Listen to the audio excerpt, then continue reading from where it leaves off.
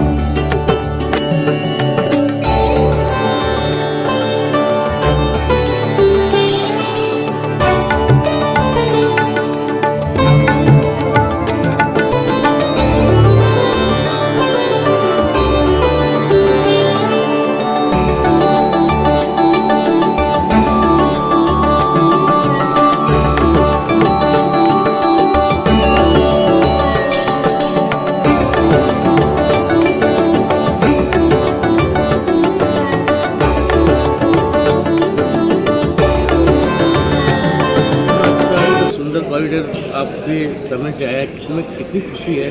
और जो train 351 kilometre मालगाड़ी चलने वाली है, इसमें आप क्या कहेंगे? इतने सालों की मेहनत आज रंग लाई है। और ये जो हमारा ओसीसी है, जिसको हम ट्रेन ऑपरेशन सेंटर भी बोलते हैं, ये अपने आप में एक मिसाल है। बेसिकली ये दुनिया के सबसे बेहतर कंट्रोलों में से एक है। शायद चाइना में इससे एक बड़ा है। उसके बाद में ये यहीं पर बना, और ये पूरा इंडियन टेक्नोलॉजी से बना हुआ है। हमारे इंडिया के इंजीनियर है और इंडिया में ही बना है, इंडिया की मटेरियल है। तो इसको बनाने में सर क्या कितने की लागत आई है?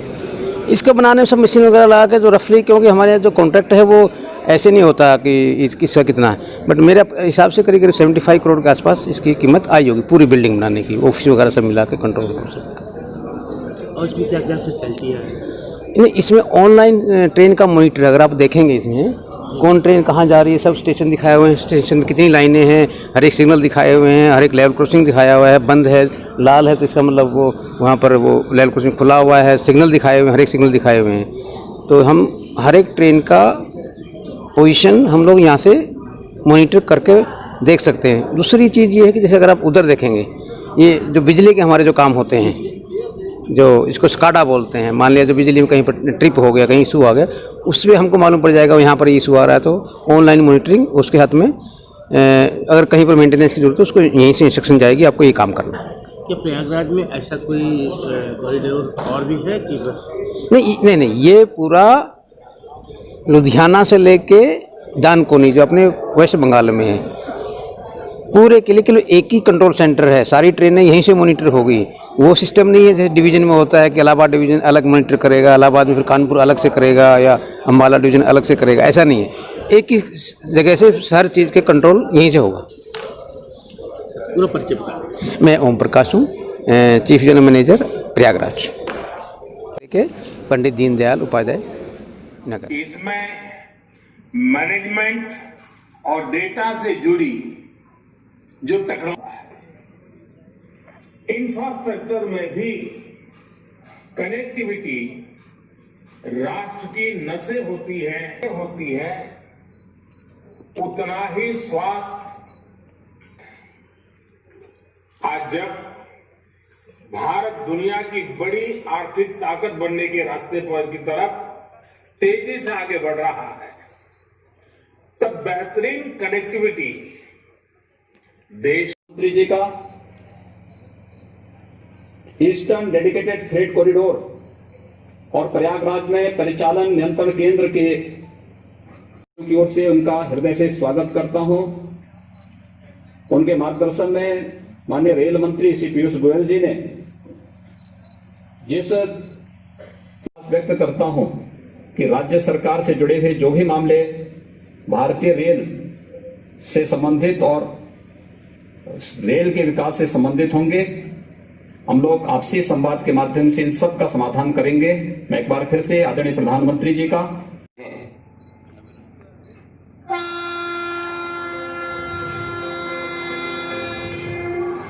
भारतीय रेल न कभी थकती है, हर समय देश सेवा में तत्पर रहती है। महामारी के समय भी इसने देश के एकजुट प्रयासों को दी मजबूती।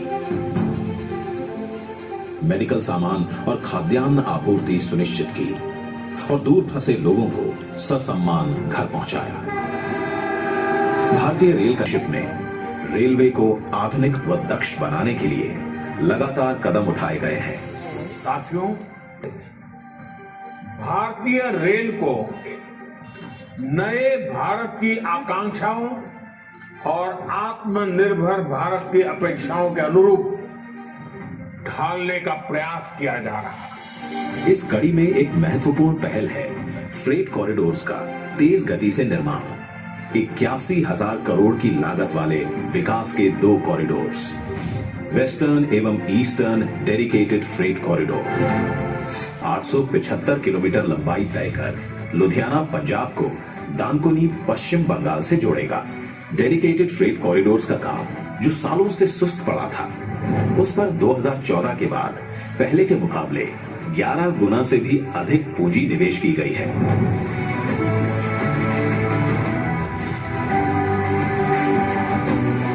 इस एक ओर सालों से अटके ट्रैक लिंकिंग और विद्युतीकरण का काम तेजी से पूरा हुआ, वहीं दूसरी ओर दोनों कॉरिडोर्स का निर्माण उच्च तकनीक, गुणवत्ता और सटीक प्लानिंग से हो रहा है। इसीलिए आज पूर्वी डेडिकेटेड फ्रेट कॉरिडोर में न्यू भावपुर से न्यू खुर्जा तक 351 किलोमीटर का ट्रैक संचालन हेतु पूर्णतः तैयार है और साथ ही तैयार है दुनिया के सबसे बड़े एवं सर्वोत्तम कंट्रोल सेंटर्स में से एक प्रयागराज का अत्याधुनिक तकनीक से लैस ऑपरेशन कंट्रोल सेंटर। इन दोनों कॉरिडोर्स के निर्माण से माल ढुलाई की लागत में कमी आएगी, कृषि और प्राथमिक क्षेत्र को बढ़ावा मिलेगा, नए औद्योगिक क्षेत्र विकसित होंगे, सड़क मार्ग सुगम और रेल फाटक रहित होंगे, ज्यादा माल ढोने वाली मालगाड़ियों की संख्या बढ़ेगी और नए शक्तिशाली रेल इंजन और लंबी गाड़ियों से अतिरिक्त क्षमता का सृजन होगा। आज प्रधानमंत्री श्री नरेंद्र मोदी जी करने जा रहे हैं ईस्टर्न डेडिकेटेड फ्रेट कॉरिडोर के न्यू भावपुर न्यू खुर्जा खंड को देश को समर्पित। झंडी दिखाकर धन्यवाद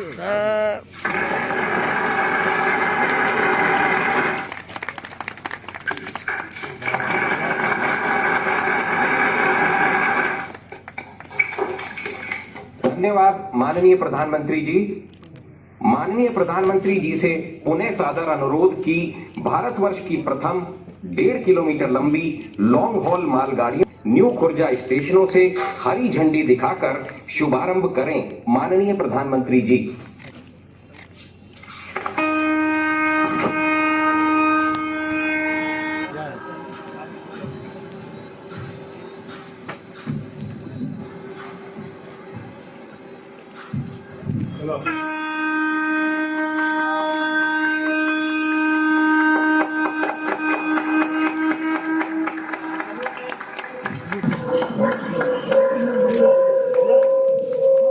मुख्यमंत्री श्रीमान योगी आदित्यनाथ जी,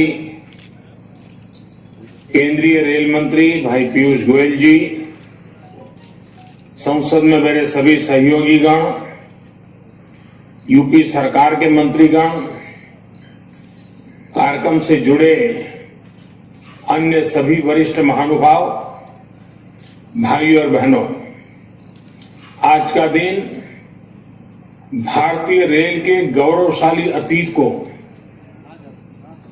21वीं सदी की नई पहचान देने वाला है। भारत और भारतीय रेल का सामर्थ्य बढ़ाने वाला है। आज धरातल पर उतरते हम देख रहे हैं। साथियों, आज जब खुर्जा कार्यक्रम था और इसका क्या महत्व? आपने देखा कि आज माननीय प्रधानमंत्री जी ने ईस्टर्न डीएफसी के करीब 350 किलोमीटर लंबे खंड का लोकार्पण किया है और उसमें पहली गाड़ी चला का शुभारंभ किया है।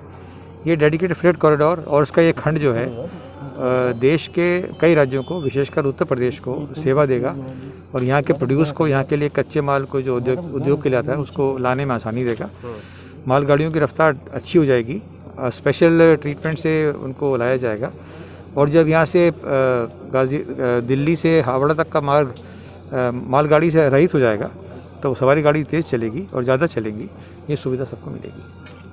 इसके लिए 1 से 1.5 साल में ये पूरा रास्ता हावड़ा तक खुल जाएगा, दानकुनी तक। ऐसे ही एक खंड उधर भी तैयार है वेस्टर्न कॉरिडोर में, उसका भी शुभारंभ मेरे ख्याल से जल्दी ही करेंगे माननीय प्रधानमंत्री जी और वो भी 2022 तक बन जाना चाहिए पूरा। तो ये 1500 और 1800 3300 किलोमीटर का मार्ग बन जाएगा करीब दिसंबर 22 तक। उसके बाद ये एक देश की आर्थिक प्रगति को नई दिशा देगा। किस तरह से यहाँ पे प्रधानमंत्री पीएम मोदी ने जो उद्घाटन किया है, किस तरह से किया है? ये उन्होंने वीडियो लिंक से किया है और उन्होंने यहाँ पर जो आप दाईं तरफ देख रहे हैं ये बिल्डिंग है ऑपरेशन कंट्रोल। ये विश्व के मोस्ट मॉडर्न कंट्रोल रूम्स में से एक है और देश भर के जितने भी डीएफसी होंगे, अभी 2 हैं, आगे और भी आने वाले हैं, यहीं से संचालित होंगे। एक जगह बैठकर सभी गाड़ियों की गतिविधि पर नज़र रखी जाएगी, कंट्रोल किया जाएगा। बहुत मॉडर्न टेक्नोलॉजी है ये। इसमें आप देखते हैं कि अब जब जाते हैं यहाँ से दिल्ली, हर 10-15 किलोमीटर स्टेशन पड़ता है। डीएफसी में करीब 40 किलोमीटर में एक स्टेशन पड़ता है। तो गाड़ियों की रफ्तार बढ़ जाती है ऑटोमेटिकली और गाड़ी 2 जोड़ के चलाई जा सकती हैं।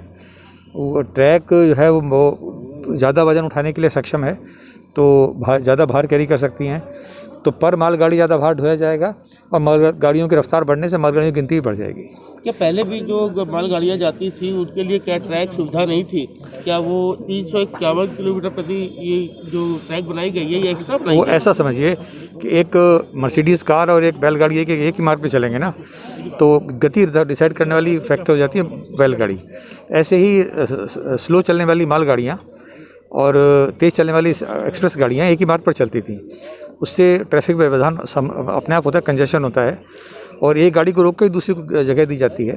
ये अलग से फ्रेट कॉरिडोर बन जाने से मालगाड़ी सब इसके ऊपर चली जाएंगी, तो जो सवारी गाड़ियों के लिए रास्ता खाली हो जाएगा। बस